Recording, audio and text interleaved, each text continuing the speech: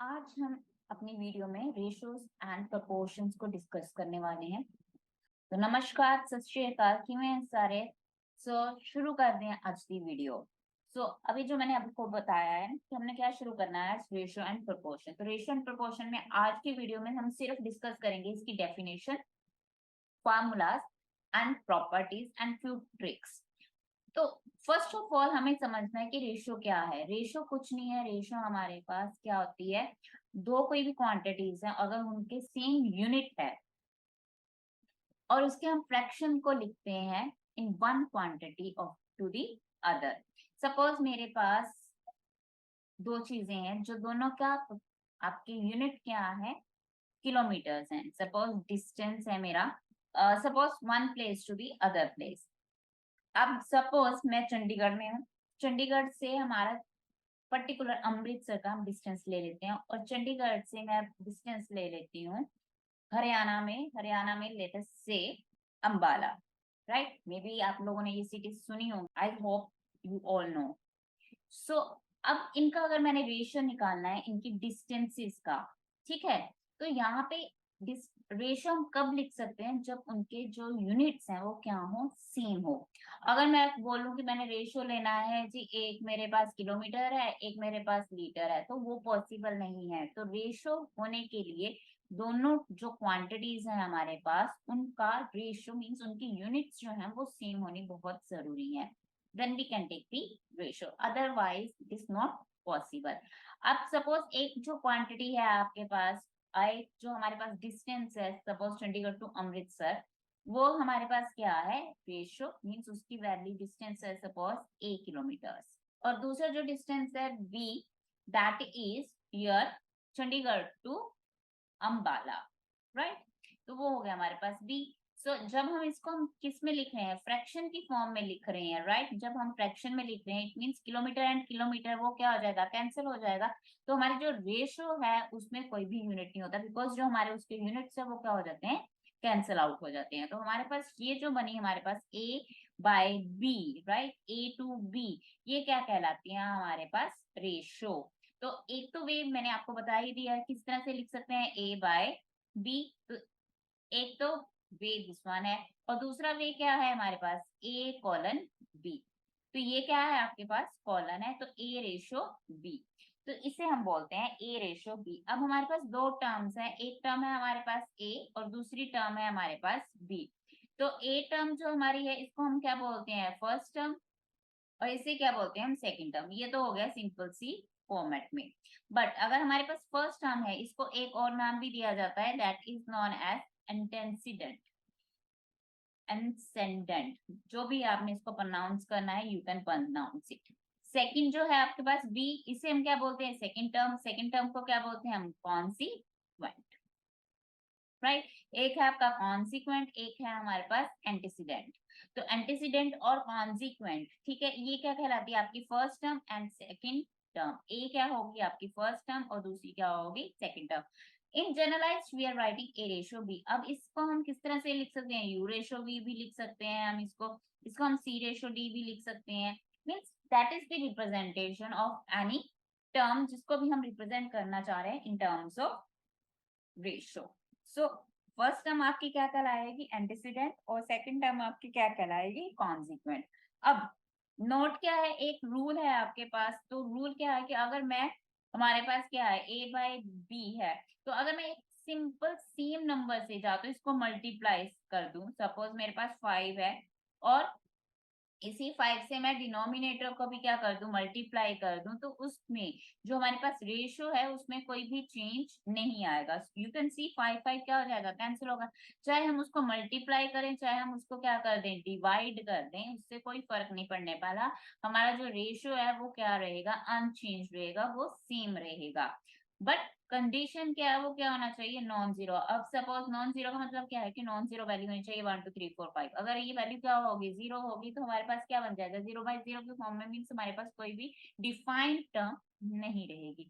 So that is the definition of the ratio.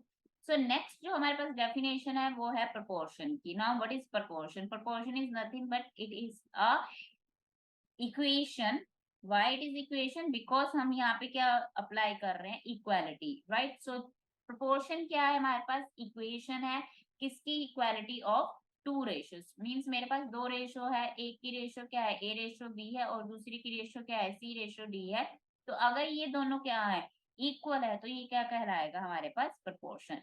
एक तो वे ये है कि हम A by B is equals to C by D लिख दे, और या फिर हम A ratio B is equals to C ratio D लिख दें, या फिर A colon B double colon C colon D, इस फॉर्म में लिख रहे हैं। Means A ratio B is equals to C ratio D.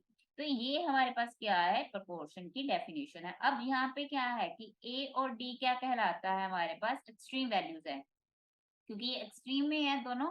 First extreme ये है, क्या है आपका सेकंड एक्सट्रीम, तो ये क्या कहलाते हैं हमारे पास, ए एंड डी।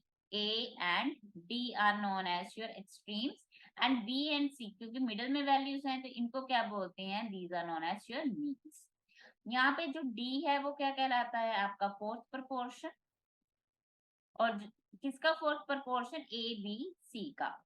और जो सी है उसे हम क्या बोलते हैं, third proportion to A and B. अब हमारे पास अगर रेशो है, ए रेशो बी रेशो है, और हमने क्या निकालनी है, उसकी मीन प्रोपोर्शन निकालनी है, तो हमारे पास उसका फॉर्मूला क्या होता है, under root of A into B. Suppose मेरे पास रेशो है 144 रेशो 169।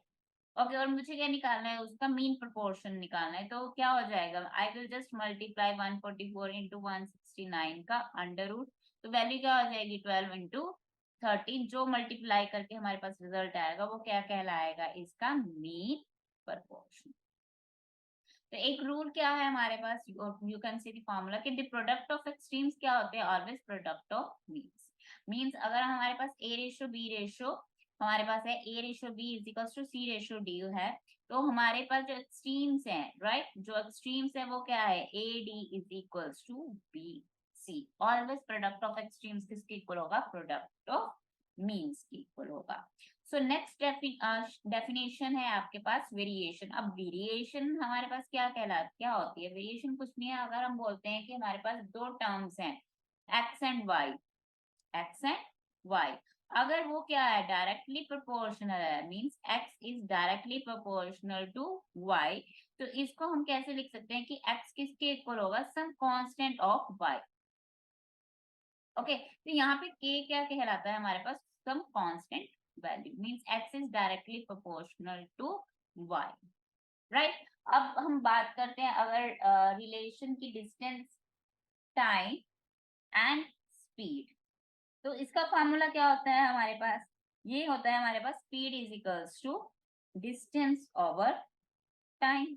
एक कहलाता है आपका डायरेक्टली प्रोपोर्शनल, और एक कहलाता है आपका इनडायरेक्टली प्रोपोर्शन, इनडायरेक्टली प्रोपोर्शन। तो ये डायरेक्टली प्रोपोर्शनल है, ये इनडायरेक्ट प्रोपोर्शन है। इनडायरेक्ट में क्या हो जाएगा कि x is indirectly proportional to 1/y। अब यहाँ पे यू कैन सी कि स्पीड किसके डायरेक्टली प्रोपोर्शनल है, speed is directly proportional to distance. What does it mean, directly proportion means अगर स्पीड इंक्रीज होगी तो डिस्टेंस भी इंक्रीज होगा, ठीक है। अगर डिस्टेंस इंक्रीज हो रहा है तो स्पीड भी इंक्रीज हो जाएगी, अगर हम सिंपल वे में डिस्कस करें। अब क्या है, speed is indirectly proportional to time. अगर स्पीड मेरी इंक्रीज हो रही है, ठीक है, मेरी स्पीड इंक्रीज हो रही है, तो वो क्या करेगी, टाइम को रिड्यूस करेगी, और अगर मेरा टाइम इंक्रीज हो रहा है, इट मीन्स वो मेरी स्पीड को क्या कर देगी, डिक्रीज कर देगी। तो यहाँ पे वो डायरेक्टली प्रोपोर्शनल है, आपका speed is directly proportional to distance and time is indirectly proportional to the speed. अगर सिंपल सी बात हम ये एग्जांपल लेके चले, तो सिंपल सी बात क्या है कि अगर दो चीजें डायरेक्टली प्रोपोर्शनल मींस अगर y इंक्रीज हो रहा है तो x भी इंक्रीज हो रहा है, अगर x इंक्रीज हो रहा है तो y भी इंक्रीज हो रहा है, और x एंड अगर y क्या है, इनडायरेक्टली प्रोपोर्शनल है, तो अगर x इंक्रीज होगा तो y डिक्रीज होगा, और y इंक्रीज होगा तो x डिक्रीज होगा, तो वाइस वर्सा होगा, ठीक है। तो ये तीन हमारे पास डेफिनेशन है, ratio, proportion and the variation. अब बात करते हैं हम फॉर्मूलाज की। अगर a रेशियो b की फॉर्म में है तो a स्क्वायर b स्क्वायर क्या कहलाता है, आपका डुप्लीकेट रेशियो, इसे हम क्या बोलते हैं, डुप्लीकेट रेशियो मीन्स अगर 4:3 है और मैंने क्या निकालना है, इसका डुप्लीकेट रेशियो निकालना है, तो क्या हो जाएगा 16:9. So this one is known as your duplicate ratio. अब अगर हमारे पास क्या है, under root of A ratio under root B, तो ये क्या कहलाता है, सब डुप्लीकेट. मीन्स अगर मेरे पास 4:3 है, अगर मैं इसका क्या ले लूं, अंडर रूट ले लूं, अंडर रूट 4 क्या हो जाएगा तुम्हारे पास 2 रेशियो अंडर रूट 3, तो ये क्या कहलाएगा तुम्हारे पास सब डुप्लीकेट. सब डुप्लीकेट. अगर मैं क्या ले रही हूँ, इनका क्यूब ले रही हूँ, ए क्यूब बी क्यूब, तो ये क्या कहलाता है, ट्रिप्लीकेट रेशियो. मीन्स इसी का मैंने क्या ले लिया, 4 cube 3 cube means 64:27. That is known as your triplicate ratio. अब इसी का मैं क्या ले लूं, 1 क्यूब मीन्स क्यूबिक टर्म ले लूं, तो ये क्या कहलाएगा तुम्हारा सब ट्रिप्लीकेट रेशियो. अब कंपाउंडेड रेशियो अगर मैंने निकालनी है, कंपाउंडेड रेशियो क्या है, मींस अगर मेरे पास दो रेशियोज हैं, ए रेशियो बी और सी रेशियो डी, तो कंपाउंडेड रेशियो क्या हो जाएगी, ए सी की ratio with B D. Means एक मेरे पास रेशियो है 4:3 है और दूसरी रेशियो मेरे पास क्या है 5:7 है. तो दो रेशियोज है मेरे पास. सो अब मैंने क्या निकालनी है, उसकी कंपाउंडेड रेशियो निकालनी है, तो क्या हो जाएगी, दैट इज अब क्या होगा, 4 किससे मल्टीप्लाई होगा तुम्हारे सी के साथ, 4 into 5 that is 20 7 into 3 that is 21. ए किससे मल्टीप्लाई होगा, सी से, और बी डी मल्टीप्लाई होंगे, तो वो क्या कहलाएगा तुम्हारे पास कंपाउंडेड रेशियो. अब मैंने अगर निकालनी है क्या, X that is your third proportion to A B. ठीक है, तो ए क्या है, ए रेशियो बी रेशियो है हमारे पास. ठीक है, इसकी मैंने क्या निकालनी, थर्ड प्रोपोर्शन निकालनी इन दो टर्म्स की. तो हमारे पास थर्ड प्रोपोर्शन क्या हो जाएगा, A ratio B equals to B ratio means A by B is equals to B by. तो ये क्या हो जाएगा आपके, we can find the third proportion if we have two numbers. तो ये तो हो गए हमारे पास फॉर्मूलाज. अब हम बात करते हैं प्रॉपर्टीज की. तो हमारे पास फर्स्ट प्रॉपर्टी क्या है, एड इंडो. ओके, सभी में इंडो अप्लाई हुआ है, जहां पे भी इंडो अप्लाई हो रहा है, what does it means, we are doing some property, we are applying it. Addendo. Okay, इंडो. सो यहाँ पे हमने क्या किया कि यहाँ पर हमारे पास रेशियो क्या है, ए प्रोपोर्शन है A by B is equals to C by D. तो हमारी जो एड इंडो है, तो इसमें क्या हो जाएगा, A plus C bye B plus D. जब ऐड हो रहा है तो ए प्लस सी हो जाएगा, जब सब्ट्रैक्ट हो रहा है मीन्स सब्ट्रैक्टेंडो. सब्ट्रैक्ट मीन्स सब्ट्रैक्ट हो रहा है, तो सब्ट्रैक्ट हो रहा है तो क्या हो जाएगा, यहाँ पे ये साइन क्या हो जाएगा, ए प्लस सी की जगह A minus C and B minus D. तो यहाँ पे क्या हो जाएगा, A minus C and B minus D. Dividendo means we are dividing it, means A minus B by B is equals to C minus D by D. ये है dividendo. Componendo is यहाँ पे क्या हो जाएगी, वैल्यू एड. ओके, अब alternate अल्टर्न क्या हो रहा है, मीन्स हम इनको अल्टरनेट कर रहे हैं, means A by B is equals to C by D. हमने क्या कर दिया, यहाँ पे इनको इंटरचेंज कर दिया और हमने लिख दिया A by C is equals to B by D. Invert and invert हो रहा है, इन्वर्ट मीन्स अगर मेरे पास ratio A ratio B is equals to C by D है, तो इसका इन्वर्ट एंडो क्या हो जाएगा, B by A is equals to D by C. Componendo and dividendo means ये जो दो प्रॉपर्टी है, इनको हमने क्या कर दिया, कंबाइन कर दिया. ठीक है, तो हमारे पास कंपोनेंडो डिविडेंडो क्या हो जाएगा, A plus B by A minus B is equals to C plus D by C minus D. तो एक तो ये चीज है हमारे पास, दीज आर दी प्रॉपर्टीज जो हम अप्लाई करते हैं अपने रेशियो एंड प्रोपोर्शंस में.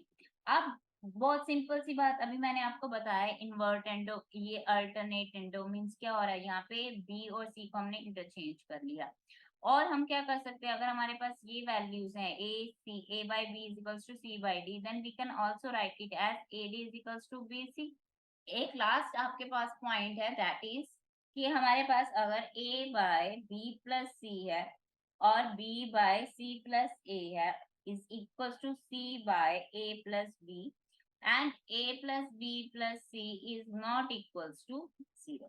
अगर ये हमारे पास कंडीशन है तो यहाँ पे जो हमारे पास प्रोपोर्शंस हैं, जो हमारे पास वैल्यूज हैं, यहाँ पे जो नंबर्स हैं a b और c वो क्या होंगे, इक्वल नंबर्स होंगे। Then we can write this value that is a by b c is equals to b by c by a plus b। तो ये हमारे पास टिप्स एंड ट्रिक्स है, प्रॉपर्टीज हैं, फार्मूलाज हैं, डेफिनेशंस हैं, ये हमने आज डिस्कस की हैं। अब इसके डिपेंडिंग क्वेश्चंस हम नेक्स्ट वीडियो में ट्राई करेंगे और उसमें हम I will give you the previous questions जो हमारे